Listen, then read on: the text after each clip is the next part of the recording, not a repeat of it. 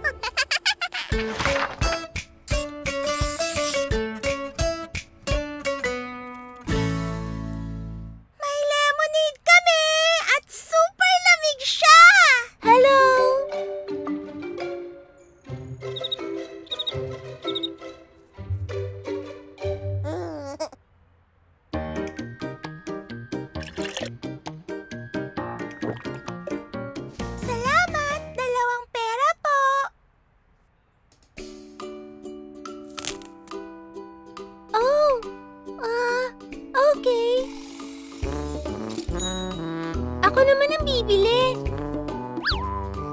Gusto ko ng lemonade. Magkano yan? Oh? Pwedeng itong crayons ang ibayad ko?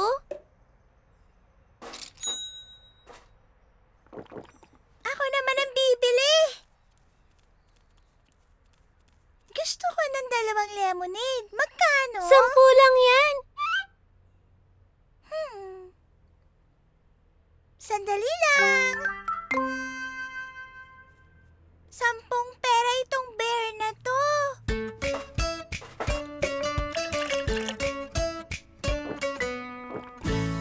Ubus na siya. Yay!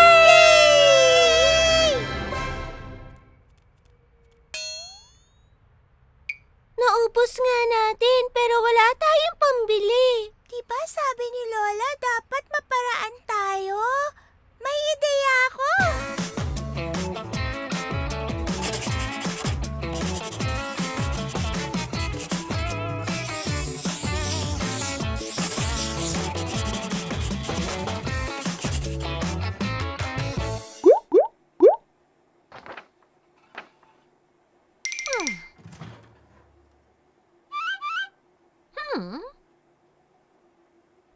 Happy birthday, Lola! Love po namin kayo! Ay, mga apo ko! Gustong-gusto ko to. Pinakamagandang gift para sa akin.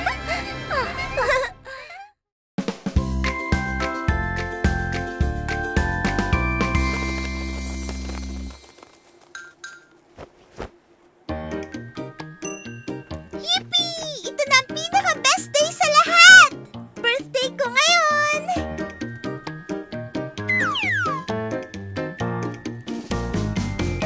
Nina! Duda! Laro tayo!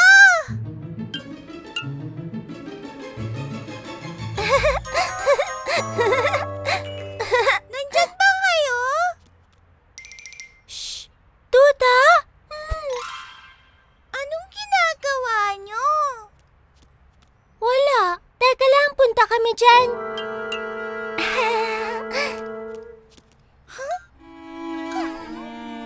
Birthday ko ngayon.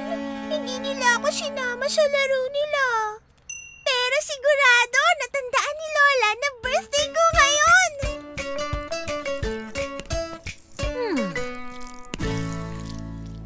Nagbe-bake ng cake ang Lola ko para sa akin. Lola! Lola! Oo. Tinakot mo naman ako, apo ko. Kamusta na po yung tinapay? Oo, tama ka. Gumagawa ako ng masarap na Italian bread. Pero, akala ko... di bale na lang. Naku, muntik niya tayong mahuli.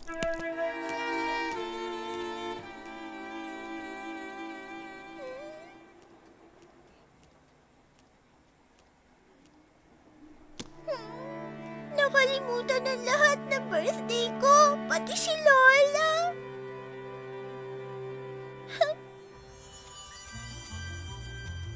Mga apo, ready na ba?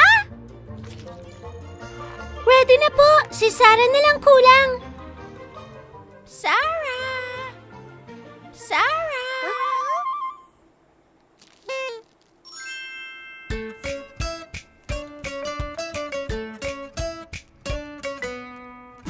Surprise! Alala nyo! Happy birthday!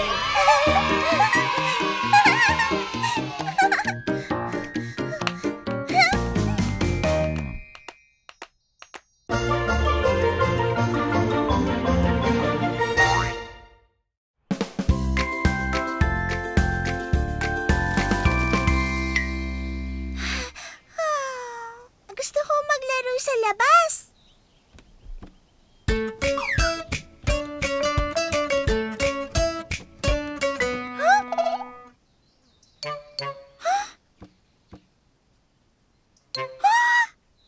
Ano kaya yung butlig na yan?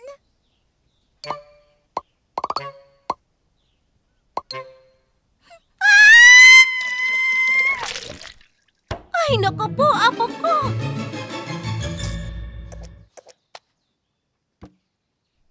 Lola, tingnan niyo!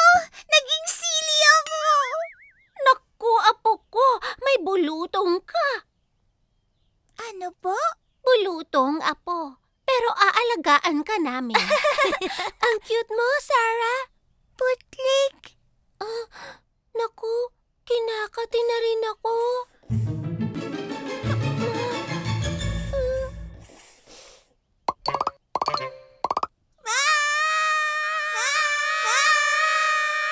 Ayan, pareho na tayo. Ay, naku naman. Kailangan naming alagaan kayong tatlo. Pero ang dapat niyo munang malaman ay huwag kakalmutin ng mga butlig. Di ko po kakalmutin, Lola. O siya, sige. Magpahinga na kayo.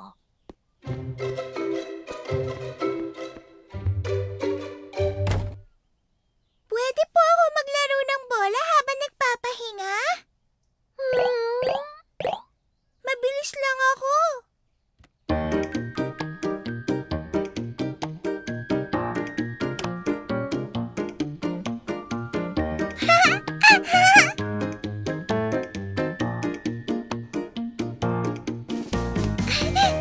Ha? Bagong butlig.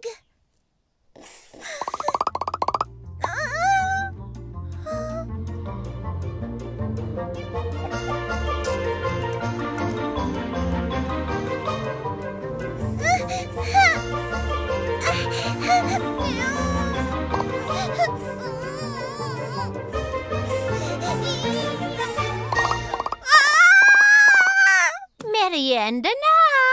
Mga apo? Oh! Nasaan si Sarah?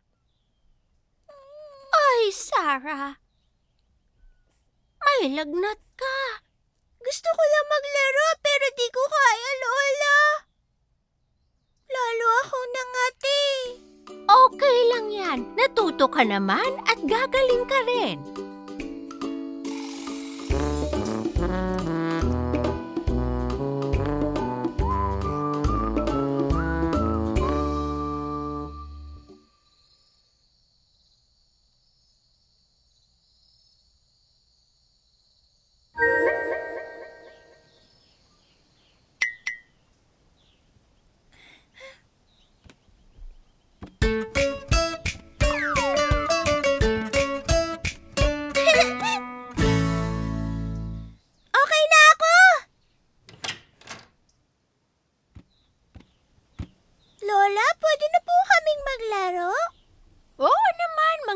Pagkatapos magpahinga, oras na para magsaya.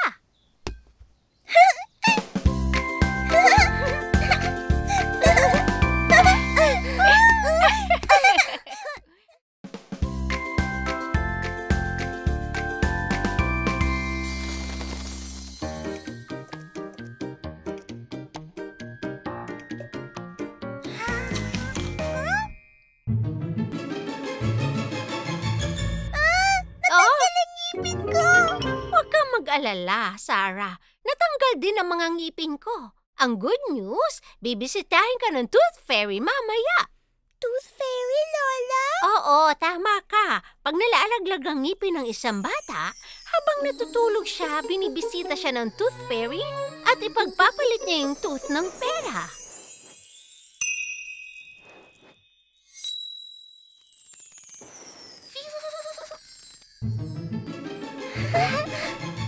Wow! Palagay mo, pipisitahin ka ng fairy, Sarah? Siyempre! Pipilitin kong di makatulog para makita ko siya! Sarah, hindi darating ang fairy kapag hindi ka patulog.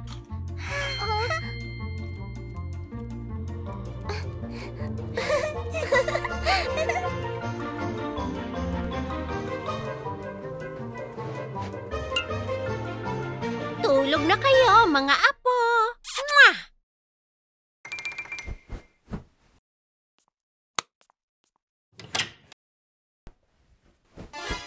Paano ko siya makikita kung tulog ako? Di ako matutulog. Darating kaya siya pag madilim na?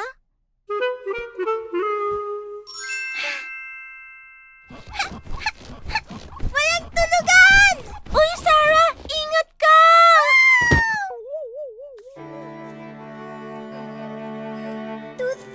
Tooth Fairy, nasan ka? Di naman totoo ang Tooth Fairy.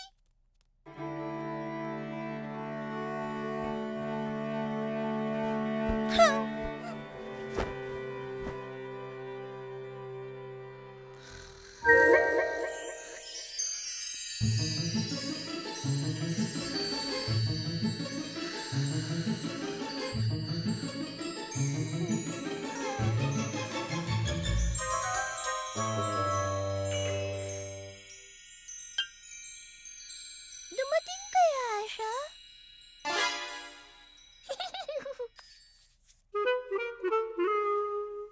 Ay, nananaginip lang ako.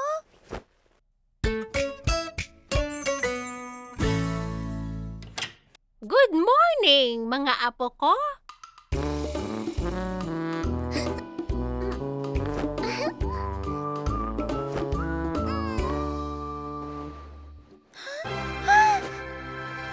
Yes! Dumating ang Tooth Fairy! Nakita ko siya, Lola! Kita mo na, Sarah? Maraming pwedeng mangyari kapag hindi natin inaasahan. Ay, sana malaglag ulit ang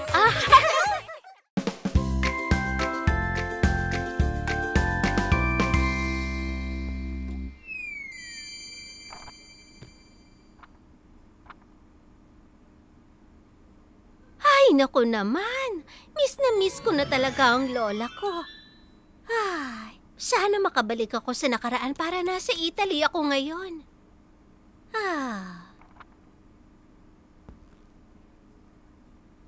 Pupunta sa Italy?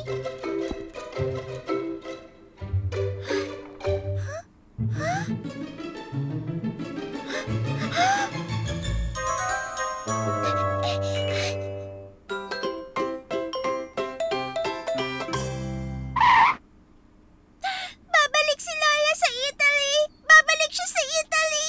Italy! Aalis ba siya? Oo, bukas mismo kasi miss na niya ang pizza ng Italy. Libangin natin siya para hindi umalis. Oo nga, no? Pero anong gagawin natin? Pizza. Ayan, mag-bake tayo ng favorite niyang pizza.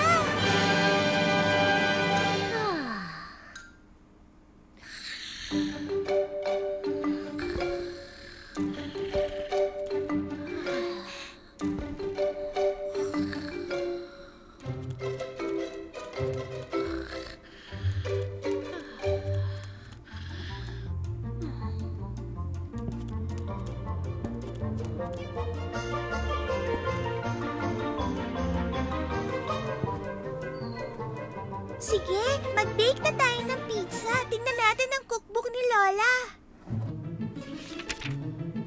Marunong ka magbasa? Hindi, ikaw. Hindi rin. Tingnan natin yung mga drawing. Ayan, no? dito sa arena? Dapat sabay silang ilagay. Magbilang tayo ng 3. 1, 2, 3. Hindi yan mukhang pizza. Aha! Alam ko na ang kulang. Kamatis. Parang pizza na ba ni Lola? Ayusin ko nga. Dagdagan pa natin ng kamatis. Ako na nga, hindi mo kaya.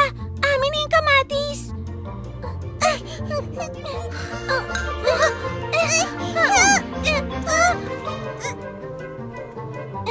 Mga apo, anong ginagawa niyo? Oh!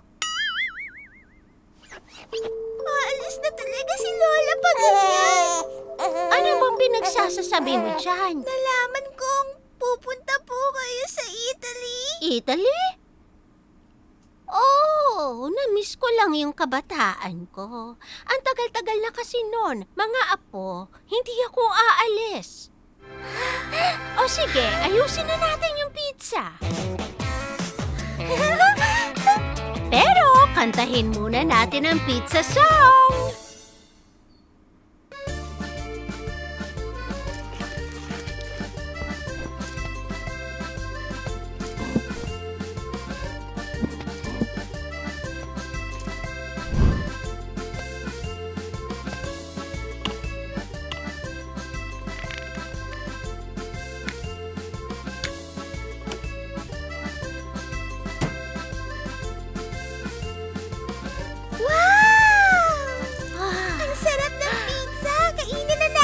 Sandali lang. Para meron kaming alaala, gaya po ng ginawa ng lola niyo, di ba? Tama ka, Sarah. Say pizza! Pizza!